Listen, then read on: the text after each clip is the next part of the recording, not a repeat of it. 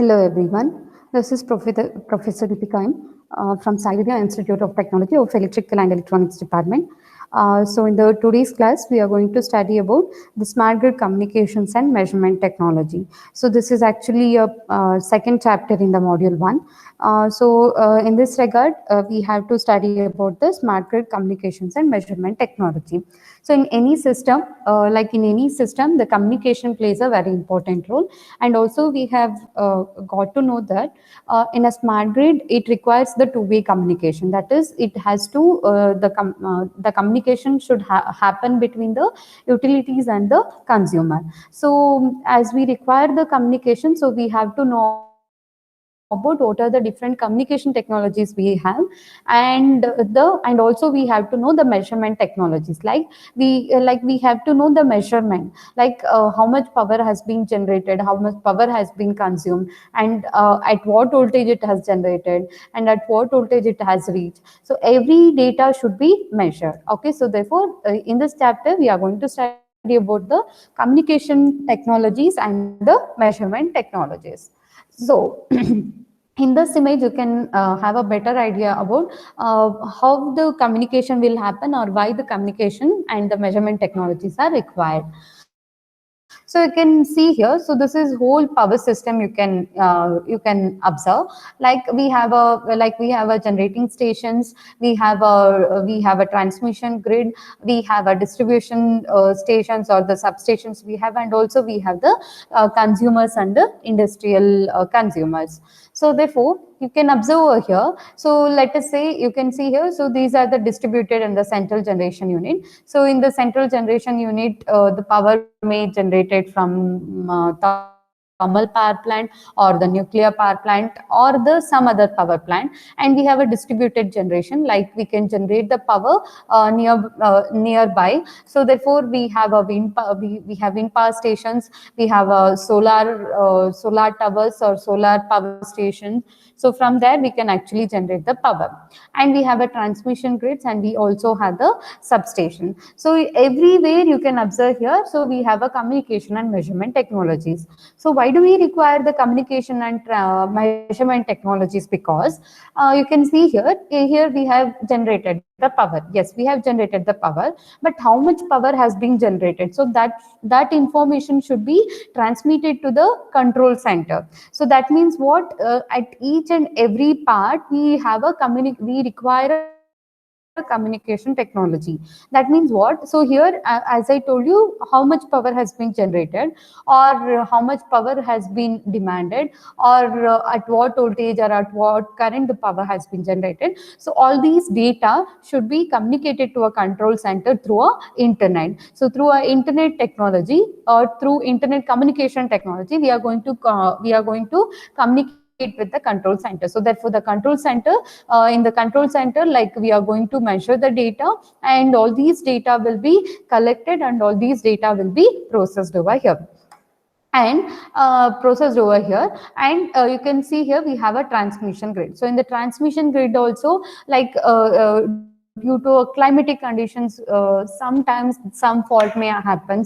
So where the fault has occurred, or what would be the climate condition in the transmission area. So all these data should be measured and communicated with the control center. So and in the residential and the consumers also, like how much power has been consumed, and how much power has been generated at the generation level. So all these data should be communicated with the customers, and the customers data has to be communicated with the utility or the control center.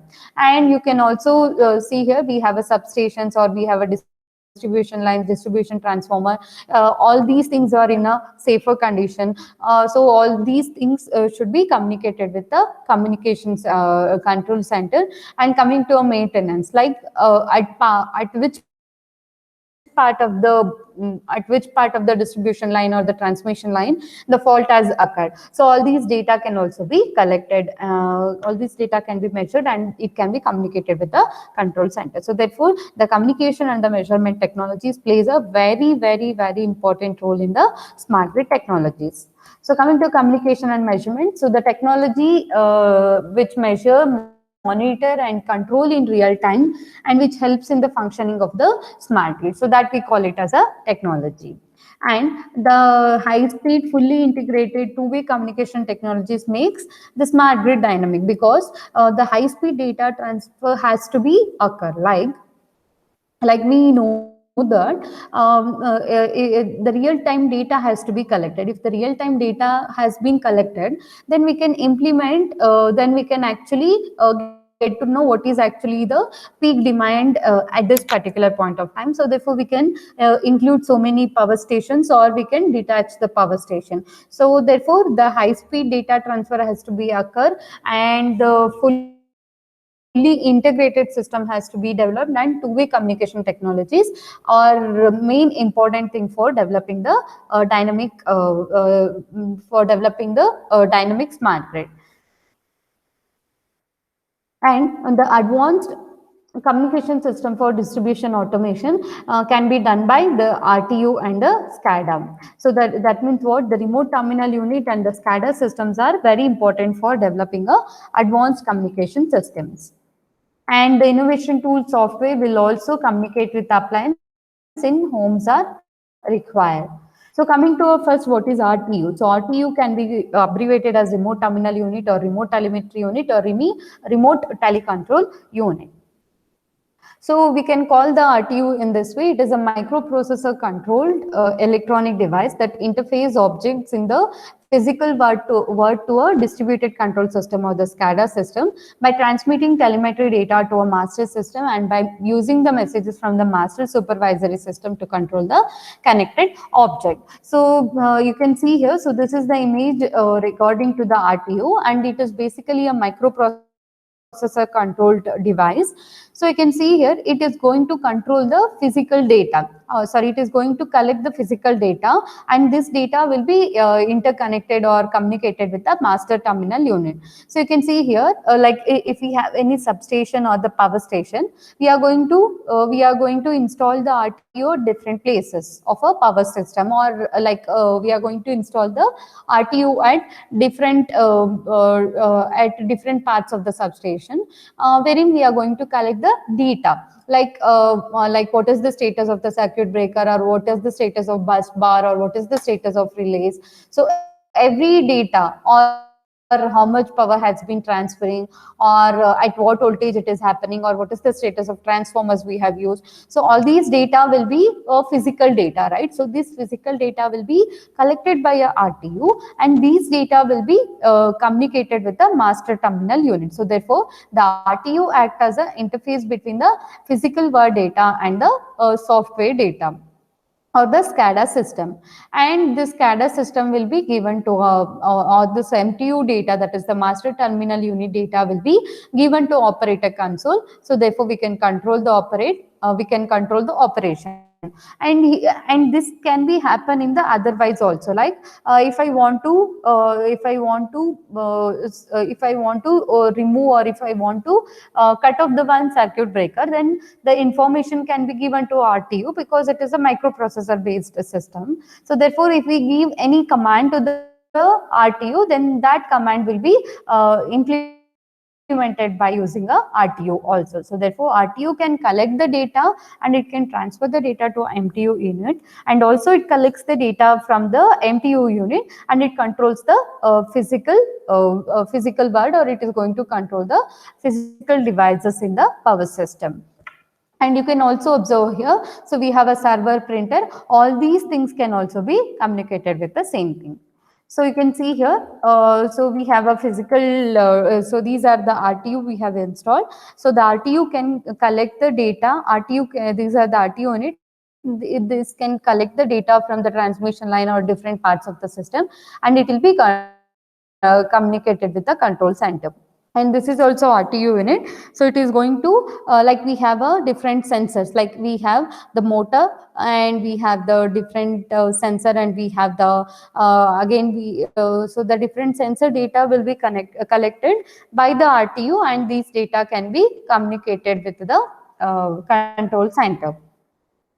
So next we have the supervisory control and the data acquisition, that is the SCADA system. It is basically a control system architecture comprising the computer, network data communication, graphical user interface for high-level process supervisory management, while also comprising the other peripheral devices like programmable logic controllers and discrete proportional integral derivative controllers to interface with the process plant or machinery. So you can see here, so this is whole SCADA system. So this whole SCADA system includes the sensors, RTU, central computer, and human machine interface, and the PLC.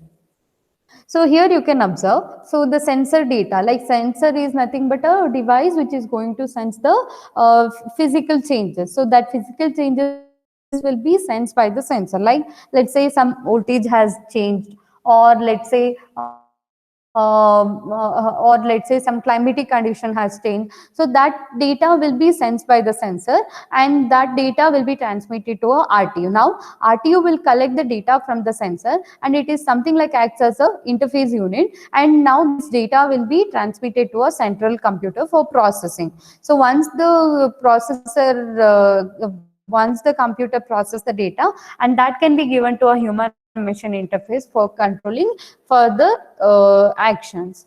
And there is a possibility of feedback to a RTU also. So the computer can give a command to RTU according to which the sensor can also act. So like that, the two-way communication or the feedback is also possible in case of SCADA system. And from the RTU we can give the data to a PLC. So therefore the PLC in turn it can control the different devices which are interfaced with the system. So this is also another image recording the SCADA system, wherein it contains the sensors, and this sensor data can be given to PLCs or the RTU, and it can be interfaced with the SCADA system. So next, the issues of standards, cyber security and interoperability impact most definitely on the communication. So therefore, there is a need for formalization of standards and protocols which will be enforced for secure transmission of critical and highly sensitive information within communication scheme. Next, the open architecture's plug-and-play environment provides the secure network, smart sensors, control devices, control centers, and the protection systems and the user. Like the open architecture plug-and-play means what?